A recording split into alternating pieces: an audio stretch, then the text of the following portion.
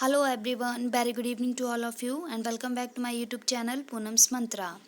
So friends, जैसे कि आपको पता है वुमेन मिलिट्री पुलिस की एक फ़ोर्स है जो कि पिछले साल से ही स्टार्ट की गई है, जिसमें गर्ल्स को आर्मी में जाने का मौका मिल रहा है। सो उसकी जो नोटिफिकेशन है वो आ चुकी है, तो आप ये फॉर्म फिल कर सकते हैं। ये फॉर्म जो है वो 27 जुलाई 2020 मींस फिल होना स्टार्ट हो गया है, से लेकर 31 अगस्त 2020 तक ये फिल होगा। लास्ट डेट है इसकी 31 अगस्त 2020। और इसके जो सेंटर हैं वो आपको मिलेंगे अम्बाला, लखनऊ, जबलपुर, बेंगलोर, शिलोंग एंड पुणे। अगर क्वालिफ़िकेशन की बात करें, क्वालिटेटिव रिक्वायरमेंट्स की बात करें इसमें, तो जो soldier general duty women military police है मींस जीडी के लिए एज लिमिट 17.5 साल से 21 साल के बीच होनी चाहिए।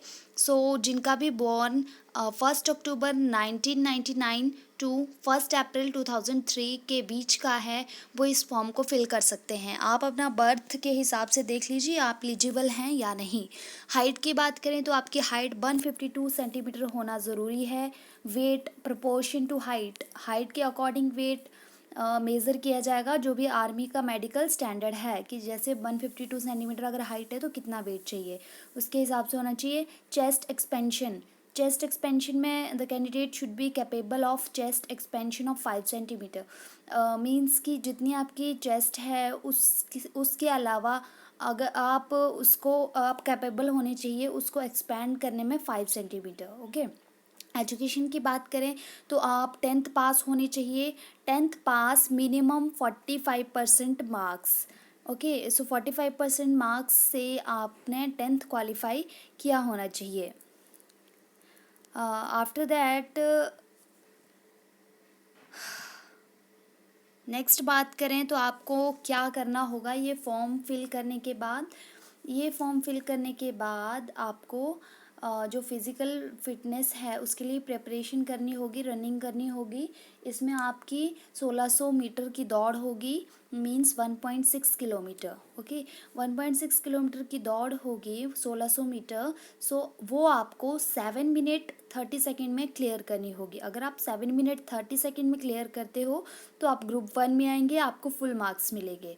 और अगर आप 8 मिनट में क्लियर करते हो तो आप ग्रुप 2 में आएंगे, तो वो आपको हो सकता है उससे कम मार्क्स मिलेंगे। सो इसके लिए आप तैयारी अभी से शुरू कर दें जिसने भी ये फॉर्म फिल करना है। लॉन्ग जंप होगा 10 फीट।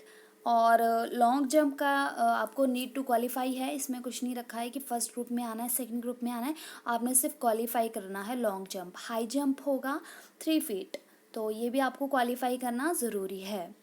आफ्टर दैट रिलैक्सेशन की बात करें तो जो डॉटर ऑफ सर्विस मैन है मींस जिनके फादर्स अभी सर्विस में हैं या जिनके फादर आर्मी से रिटायर्ड हैं, daughter of ex service man हैं, डॉटर ऑफ वॉर विडो हैं, जो भी वॉर में जिनके फादर्स की डेथ हो गई है उनकी जो बेटियां हैं, daughter of window of ex service man की कोई विडो है, कोई daughter of window of ex service man जो भी है उसकी जो बेटी है वो इसको अप्लाई कर सकती है। And sister of service man.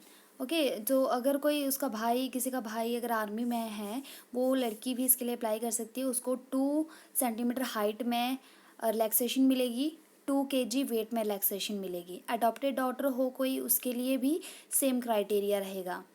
अगर कोई विडो है किसी की जिसकी डेथ हो गई है लड़ाइयों में या ऐसे कहीं आर्मी में था जो, उसके लिए भी रिलैक्सेशन है 2 सेंटीमीटर हाइट में एंड 2 kg वेट में। अगर कोई स्पोर्ट्स पर्सन है जिसने नेशनल लेवल में पार्टिसिपेट किया है तो उसके लिए भी हाइट एंड वेट में रिलैक्सेशन है। 2 सेंटीमीटर हाइट में रिलैक्सेशन है एंड 5 kg वेट में रिलैक्सेशन है। अगर नॉर्थ ईस्ट की बात करूं, नॉर्थ ईस्ट रीजन में देखिए जो हैं सिक्किम, नागालैंड, अरुणाचल प्रदेश, मणिपुर, त्रिपुरा, मिजोरम, मेघालय, असम, जो भी इन स्टेट से बिलोंग करते हैं उनके लिए 4 सेंटीमीटर हाइट में रिलैक्सेशन है। मीन्स 152 वैसे बताई है हाइट, तो आप 152 से माइनस कर लीजिए 4, मीन्स 148 सेंटीमीटर आपकी हाइट होनी चाहिए अगर आप इन स्टेट से बिलोंग करते हो। कोई गोरखा है, गढ़वालिया है, उसके लिए भी 4 सेंटीमीटर एज की रिलैक्सेशन है। डोमिनिशियल एंड कास्ट सर्टिफिकेट बिल भी, इसके लिए आपको जो है उस स्टेट का डोमिनिशियल बनाना होगा, means bonafide, and caste certificate बनाना होगा। जो भी आपका स्टेट है उससे अगर आप बिलोंग करते हो तो तभी आपको ये रिलैक्सेशन मिलेगी, अदरवाइज़ नहीं मिलेगी। ओके, सो इसके लिए फ़िज़िकल फ़िटनेस होना ज़रूरी है। अगर आपका ग्राउंड में जैसे मेडिकल डाल दिया जाता है तो एमएच डाल दिया जाता है, उसके लिए आपको जो नियर बाई एमएच सेंटर होगा आपको वहाँ भेजा जाता है। विदिन 40 डेज़ आपको वो क्लियर करवाना पड़ता है। सो विदिन 40 डेज़ के बाद क्लियर करवा के अपने ARO में जाकर रजिस्टर करवा के फिर आपको एडमिट कार्ड इशू होता है। नेक्स्ट है कि अगर जैसे प्रेगनेंसी, अगर कोई वीमेन प्रेग्नेंट है तो उसको डिसक्वालीफाई कर दिया जाएगा अगर उसकी प्रेगनेंसी का पता चल जाता है। सो इसलिए क्योंकि ट्रेनिंग में प्रॉब्लम आती है, इसलिए कोई भी अगर प्रेग्नेंट वुमेन है तो वो इस के लिए अप्लाई ना करे, क्योंकि बाद में डिसक्वालीफाई कर दिया जाए तो उससे ज़्यादा उसको परेशानी होगी, इसलिए वो अप्लाई ना करें इसके लिए।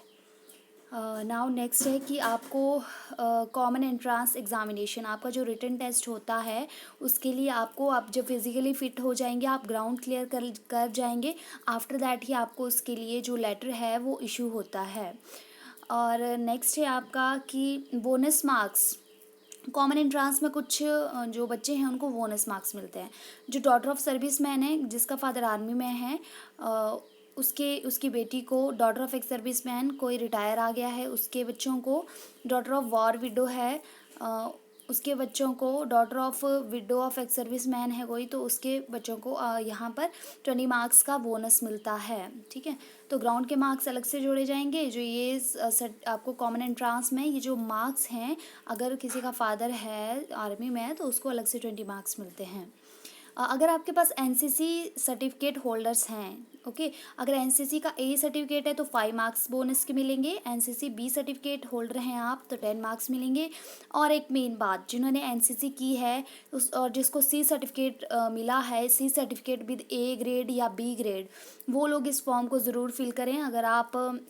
अगर आपकी एज लिमिट कम है, क्योंकि उनको रिटन टेस्ट देना ही नहीं पड़ेगा, उनको सिर्फ ग्राउंड क्लियर करना पड़ेगा, और एनसीसी सी सर्टिफिकेट होल्डर्स को रिटन टेस्ट नहीं देना पड़ेगा। ग्राउंड एंड फिजिकल फिटनेस उनका होगा, मेडिकल होगा, आफ्टर दैट उनको रिटन टेस्ट नहीं देना पड़ता है। अगर आपने स्पोर्ट्स में जैसे नेशनल लेवल पे किया है या स्टेट लेवल पे किया है तो उसके मार्क्स मिलते हैं। जैसे इंटरनेशनल लेवल को आपने रिप्रेजेंट किया है तो 20 मार्क्स बोनस मिलते हैं। अगर आपने सीनियर जूनियर नेशनल लगाए हैं, वहाँ से मेडल आपको मिले हैं तो 15 मार्क्स उसके मिलते हैं। तो इस तरह से 10 मार्क्स मिलते हैं। अगर आपने स्टेट लेवल से आपका सर्टिफिकेट है, जैसे खेलो इंडिया गेम्स है, उसमें आपने मेडल जीता है तो 10 मार्क्स मिलते हैं। मैं ये ऑफिशियल जो भी इसका नोटिफिकेशन है उसका लिंक मैं आपको डिस्क्रिप्शन बॉक्स में दे दूँगी, आप ये चीज़ें पढ़ के चेक कर सकते हैं। नेक्स्ट बात करूँ मेरिट प्रिपरेशन, वो जो है वो खुद आर्मी वाले खुद डिसाइड करते हैं कि कितनी कितनी वैकेंसी है, उसके हिसाब से वो लोग मेरिट प्रिपेयर करते हैं और उसको ऑफिशियल साइट पे वो डिस्प्ले कर देते हैं। वहाँ से आपको आपके रिज़ल्ट का पता चल जाता है। ठीक है, सो डॉक्यूमेंट्स के लिए जब भी आप रैली में जाएं अपने डॉक्यूमेंट्स ज़रूर लेके जाएं। अपना admit card printed, laser printed और गुड क्वालिटी पेपर होना चाहिए उसका। फ़ोटोग्राफ्स लेके जाएं अपने 20 कॉपीज़। ठीक है, 20 कॉपीज़ आपको लेके जानी पड़ेगी। जितने भी आपके एजुकेशनल सर्टिफिकेट्स हैं उनकी फ़ोटोकॉपी ज़ेरॉक्स करवा के आप ले जाएं। प्रोविज़नल ऑनलाइन एजुकेशन सर्टिफिकेट आपके पास होने चाहिए। नेक्स्ट है आपका डोमिनिशियल सर्टिफिकेट बोनाफाइड आपके पास होना चाहिए, उसकी फ़ोटोकॉपी करवा के लेके जाएं। अगर नहीं बना है आपको तो उसको बना लें। कास्ट सर्टिफिकेट बना के लेके जाएं। रिलीजन सर्टिफिकेट वैसे जो हिंदू है उनके लिए तो ज़रूरी लिखा है इन्होंने, religion certificate issued by the tehsildar और एसडीएम से इशू होना चाहिए। इफ़ अगर रिलीजन आपका सिख, हिंदू, मुस्लिम, क्रिश्चियन है तो उसके लिए मैंडेटरी नहीं है ये, ओके। बाकी इससे अदर कोई है उसके लिए रिलीजन सर्टिफिकेट ज़रूरी है। करेक्टर सर्टिफिकेट आपका होना चाहिए। करेक्टर सर्टिफिकेट या तो आप कॉलेज प्रिंसिपल से ले लें, या आप स्कूल से ले लें, या अपने सरपंच से लिखा के ले लें, ओके। सो करेक्टर सर्टिफिकेट लेके जाना ज़रूरी है। वैलिड होना चाहिए 1 ईयर का। एनसीसी सर्टिफिकेट जो भी हैं आपके, उनकी फ़ोटोकॉपी लेके जाएं। रिलेशनशिप सर्टिफिकेट अगर है किसी का, जैसे फादर आर्मी में है तो अपना रिलेशनशिप सर्टिफिकेट बना कर लेके जाएं, तभी आपको बोनस वगैरह मिलेंगे, अदरवाइज़ नहीं मिलेंगे।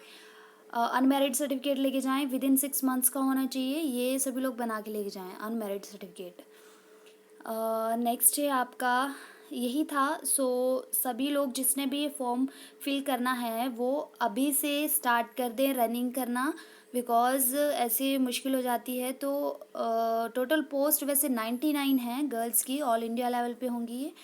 सो अभी से प्रेपरेशन स्टार्ट कर दें।